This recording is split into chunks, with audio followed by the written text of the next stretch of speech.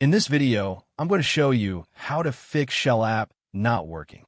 First, to resolve this issue, we will first head over to our device settings. From here, scroll down and tap on General. Once you're in the General Settings tab, look for iPhone Storage option and tap on it. Over here, you can either search for the app or you can scroll down and look for it. Then tap on the app. On the next screen, you need to tap on the Offload app option. A confirmation pop-up will come up.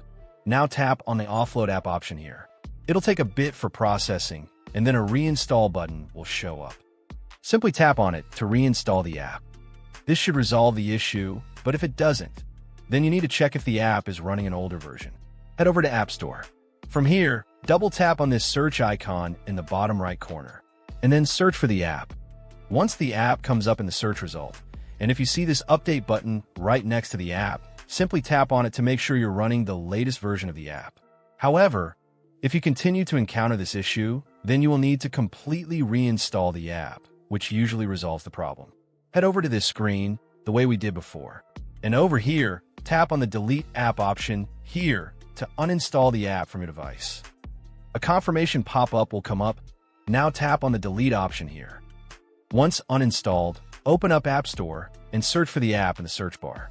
After the app comes up in the search result, simply click on this cloud icon to install it back onto your device. Hopefully, this resolves the issue.